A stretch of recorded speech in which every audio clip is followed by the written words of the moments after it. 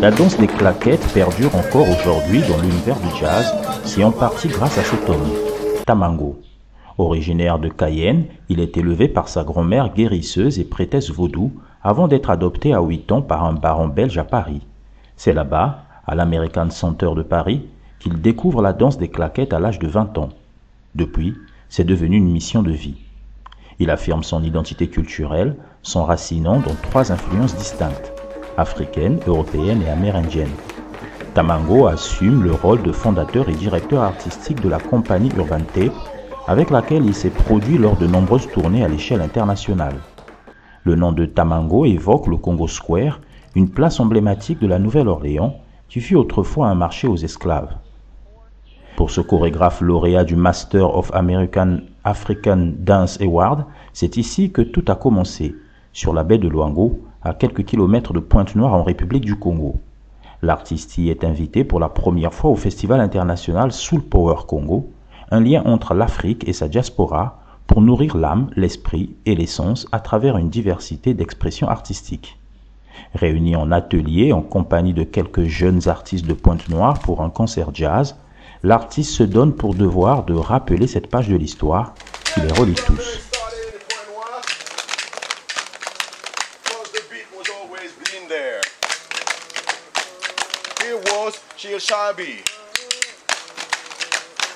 Because we are the mighty warriors.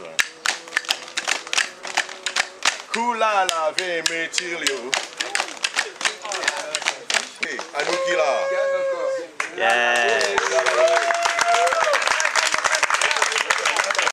Les jeunes, les hommes jeunes, robustes, les femmes, jeunes filles.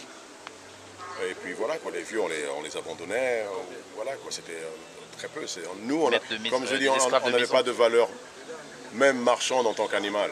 On était comme du bois, on était vendus comme des parcelles des copeaux de bois, quoi. Et c'est ce que j'essaie de dire, c'est que c'est incroyable quand même qu'il faut rentrer dans le subconscient et dans l'inconscient et de la conscience de l'humanité. À savoir que ce noir-là est franchement l'être le plus détesté, le plus jalousé, le plus méprisé et abusé sur tous les points.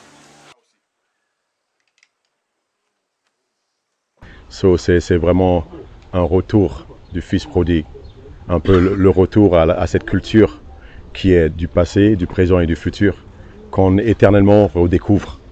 Parce que le tap dancing, les claquettes, c'est quelque chose qu'on pense qui de longtemps, qui a disparu, mais on ne s'aperçoit pas qu'en fin de compte, cette culture est toujours présente, elle sera toujours présente, puisque c'est une expression à chaque fois moderne.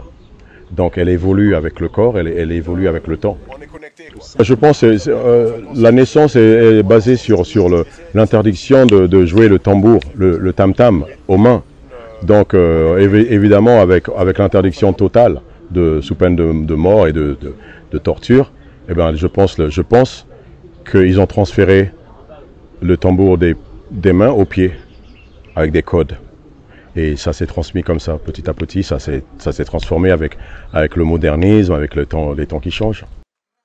Tamango, avec son engagement dans la danse des claquettes, contribue à perpétuer et à enrichir cette tradition, apportant sa propre touche artistique et culturelle à cet art dynamique.